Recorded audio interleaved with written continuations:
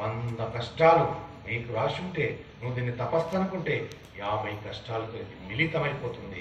తర్వాత జీవితం సుఖవంతమైన జీవితం. కష్టం గురించి పరమేశ్వరుడు ఎంత వివరణ ఇచ్చున్నాడో చూడండి. కలియుగంలో తపస్సు అంటూ చేసేది ఏదైనా ఉంది అంటే అది కష్టమే. కష్టమనే తపస్సు చేయండి. కష్టాన్ని తపస్సుగా పెట్టుకోండి. కృంగిపోకండి, దిగులు పడకండి. ఆశ్చర్యంగా మీకు మీరుగా చనిపోకండి. దయచేసి మీకు మీరుగా మీ లక్ష్యాన్ని వదులుకోకండి. కష్టం వచ్చిందని మీకు మీరుగా ఎదుటి వాళ్ళు తిట్టారని కుంగిపోకండి. మీకు మీరుగా వదిలిపెట్టుకోకండి. మీ యొక్క ఇష్ట దైవాన్ని అలా పట్టుకొని ప్రార్థన చేస్తే, తపస్సు చేస్తే వస్తాడు ఈశ్వరుడు. మీ ముందు జీవితం అంతా సుభిక్షంగా జరుగుతుందని చెప్పాడు. అంతటి తేజస్సుతో కూడుకున్నటువంటి నీ దర్శనం అద్భుతం అని ముక్కంటిని ఒక్కసారి ఉంటుంది కదా. ఎవరికైనా కోరిక, ఎవరైనా గొప్పవారు ఎవరో అవసరం లేదండి. అమ్మ నాన్న, అమ్మ నాన్న మనకు జగత్తులో దైవం. ఈ అమ్మ నాన్న ఒక్క 6 సంవత్సరాలు పిల్లవాడిగా ఉన్నప్పుడు వెళ్ళిపోయారు. 6 సంవత్సరాల తర్వాత వచ్చారు. అమ్మా నిన్ను ముట్టుకోవాలనిపిస్తుందమ్మా అనిపిస్తుంది పిల్లవాడికి. అమ్మా నిన్ను ముట్టుకోవాలి, నాన్న నిన్ను పట్టుకోవాలి, నీ స్పర్శ నాకు కావాలంటుంది. అలా అర్జునుడు కూడా పరమశివుని అడిగాడు, అయ్యా నిన్నొక్కసారి ముట్టుకోవచ్చునా అని అనుకొని ఆ శివ దర్శనం అయ్యే ముందే, ఆయన అంతర్ధానం కాకముందే ఆయన ఆంతర్యంలో మాట, అయ్యా నిన్ను ముట్టుకోవచ్చునా అని అడిగి ముట్టుకున్నాడు. ముట్టుకొని శివ దర్శనాన్ని పొందాడు. పొంది తను చాలా పులకింతలు. అలాగే ఒక తల్లి విడిచిపెట్టిపోతే పిల్లవాడు సాయంత్రం అయ్యేసరికి ఏ రకంగా వీళ్ళ అమ్మను గట్టిగా కౌగిలించుకుంటాడో అలా అర్జునుడు అంతే స్పర్శను పొందాడు పరమశివుడిది.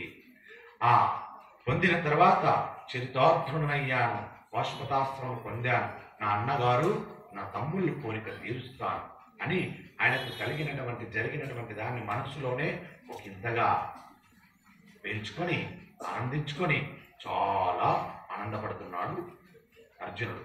కాబట్టి ఇక మళ్ళీ భూమండలం సాధించిన అన్నగారికి పట్టాభిషేకం చేస్తానని ఎంతో సంతోషించినటువంటి అర్జునుడు పరమశివ దర్శనం చేత కలిగినటువంటి గుగుర్బాటును పొన్నం పొందుతూ అదే వాళ్ళు పట్టుకున్నదే కోరిక, ఇలానే పట్టుకుంటే ఎంత బాగున్నాడు శివుడు, ఎంత అద్భుతంగా ఉన్నాడు.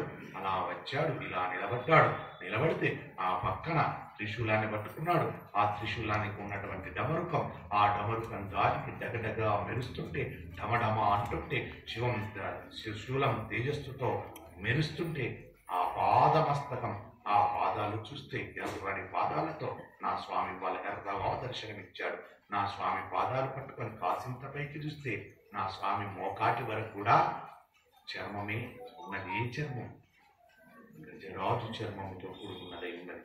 నా స్వామి అలాంటి చర్మాన్ని కట్టుకొని ఉన్నాడు. ఆ పైన కొద్దిగా చూస్తే నడుం భాగానికి చూస్తే స్వామికి ఏముంది? ఒళ్ళంతా బూడిదే ఉంది. ఏ బూడిదది? శ్మశానంలో ఉన్న బూడిద పూసుకొని వచ్చాడు. ఎందుకు పూసుకున్నాడు? శ్మశానంలో జీవి ఒంటరైపోతే నేనున్నాను రా అని తెలియపడానికి వెళ్ళి శ్మశానంలో కూడుకున్న బూడిదని ఒళ్ళంతా పూసుకుంటే ఆ బూడిద ఎంత పరిమళంగా వస్తుందో శివుడి యొక్క దేహాన్ని తాకి, నా తండ్రి శివుని దేహాన్ని తాకి ఆ జడిసిపోయిన ఆ భ్రష్టు పట్టిన దేహము కాలి బూడిదైతే కంపు వాసన రాకుండా ఆ బూడిది పరమేశ్వరుని యొక్క దేహాన్ని తగిలి ఎంత ఆనందంగా సువాసన వెళ్ళజరుగుతుందో.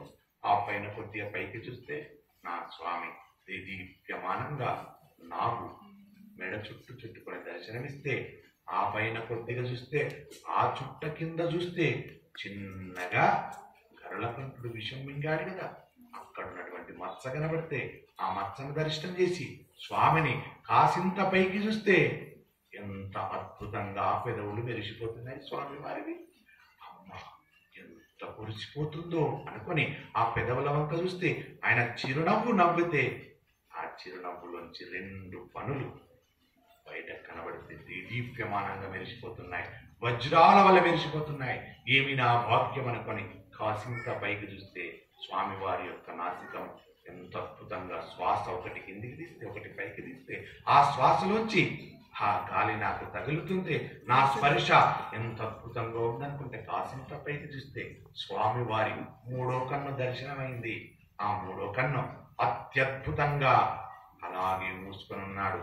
ఎవడికి పోగాలం వస్తే ఈ కన్ను తెరుస్తాడు అనుకొని ఒక్కసారి ఒళ్ళు పులకరించి ఆ పక్కకు చూస్తే ఆ కన్నులలో ఎంత దర్శనమో, ఎంత ఆప్యాయంగా చూస్తున్నాడు నా తండ్రి శివుడు. ఆ పైన కాసింత పైకి చూస్తే జటాజుటం ఎంత గొప్పగుందో నా తండ్రిది. ఆ పైన కొద్దిగా పైకి చూస్తే అందులో సవ్వడి వినబడుతుంది, గలగల రావాలి వినబడుతున్నాయి. ఏమిటది? కొద్దిగా తలెత్తి పైకి చూస్తే అమ్మ గంగమ్మ పైనుండి కింద పోస్తుంటే ఆ నీటి సవ్వడా గరళకంఠుడు అనుకొని ఆ శంకరుణ్ణి చూసి ఆ తన్మయత్వం పొంది ఒక్కసారి ఈశ్వరా నా జన్మ అనుకొని ఆ అర్జునుడు పొంగిపోయి దర్శనాన్ని చేసుకున్నాడు. ఓం నమ శివాయ అనుకుంటూ ఆయన ముందుకు సాగాడు.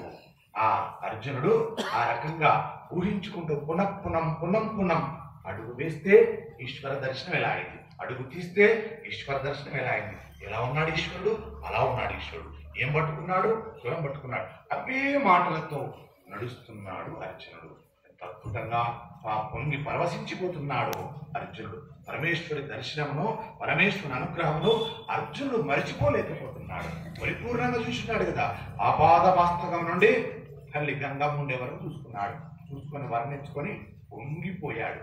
ఆ తండ్రి పరమేశ్వరుని దర్శనం ఎంత అద్భుతంగా అయిందో అనుకొని పరమేశ్వర దర్శనాన్ని పొంగిపోతూ ఆ పాశుపతాస్త్రం ప్రయోగ సంవారణం స్వదేశపూర్వకంగా పరమేశ్వరుడి దగ్గర తెలుసుకొని తిరిగి గాంధీవము అక్షయ బాణ కుణీరంలో